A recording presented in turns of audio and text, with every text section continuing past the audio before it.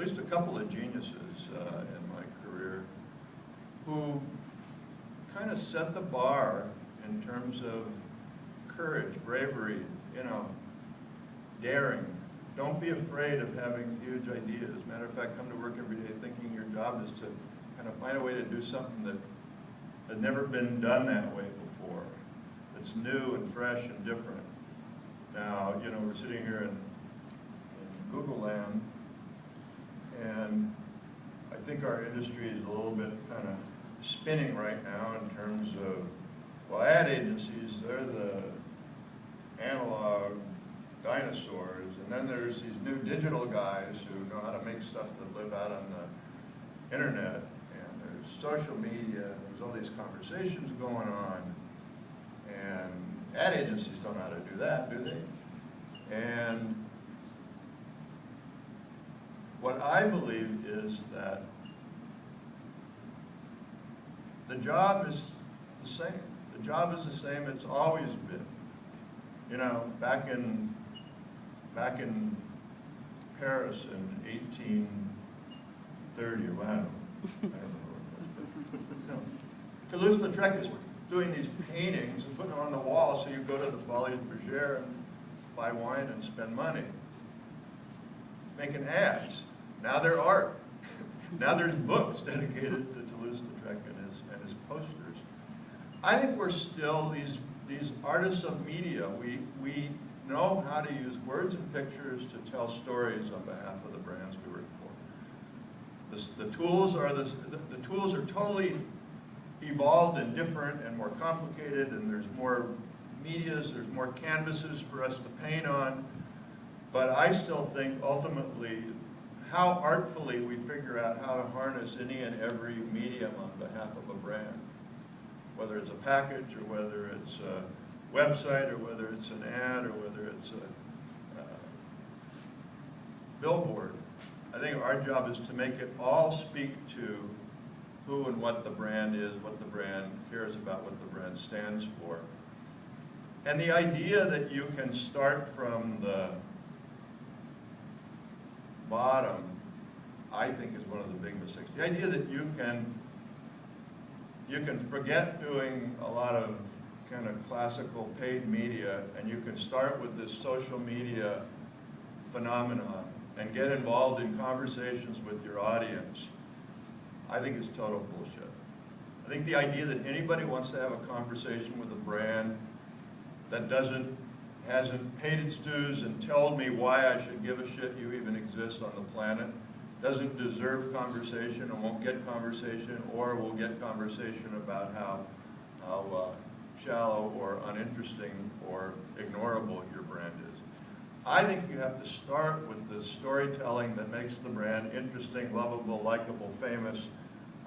Maybe there's new ways of expressing the stories, of expressing to your audience the things that this brand is about, and the values of this brand that may go beyond just wanting you to buy a can of their stuff or a bottle of their stuff or one of their cars.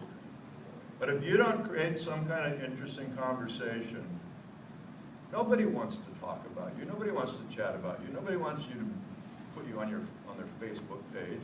And this idea that, you know, brands have Facebook pages, like, who cares? It's like, I don't think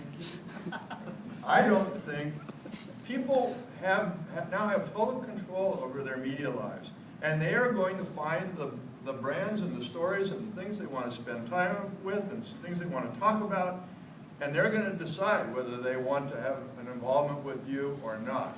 And you better just go about being the most interesting, likable, charming, smart brand that makes hopefully some really good stuff that people might be interested in buying. But you better just go about your business telling that story. And if you do it well enough, people will come and they will talk about you, and they will anticipate your next product and anticipate the stories that have to do with your brand. Apple has never spent 1 second thinking about the conversations about Apple on social media. All Apple does is go about the business of creating amazing things and hopefully creating news. I mean, unpaid media, you know, how many front covers did Steve Jobs get on behalf of Apple? But that's because he was curating and managing the storytelling on behalf of the brand. I'm not going to show it to you till I'm ready. I'm not going to show it to you till it's done. Ta-da! And the world wants to talk about it. But that's how the new media blends with the old media, the storytelling blends with the ability for everybody to get involved and chat and talk and critique and argue whether the new iPhone is as good as the old iPhone, or what's Apple going to do next. I bet they're going to do a car or a plane or something. Anyway, so what I've learned is be brave and have brave, daring, great ideas. Try and build wherever you work into a culture that demands that loves that expects that. And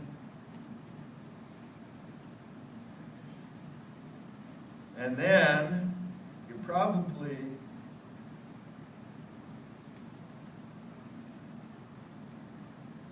I remember what's on my second. I got to show you something before I tell you something. I got to do that, and then I got to do that. All right.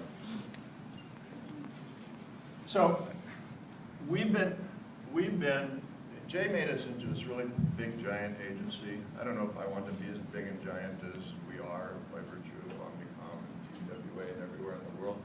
But we now have some amazing creative energy all over the planet, and we're still just trying to be determined to, after 40 years, continuing to push the envelope and do some brave stuff.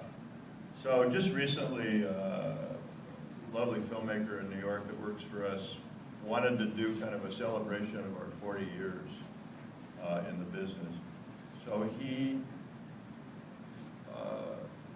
hired some graffiti artists, and he gave them a bunch of stuff that had to do with the history of this company, and told them to go kind of tell the story in a graffiti mural kind of form.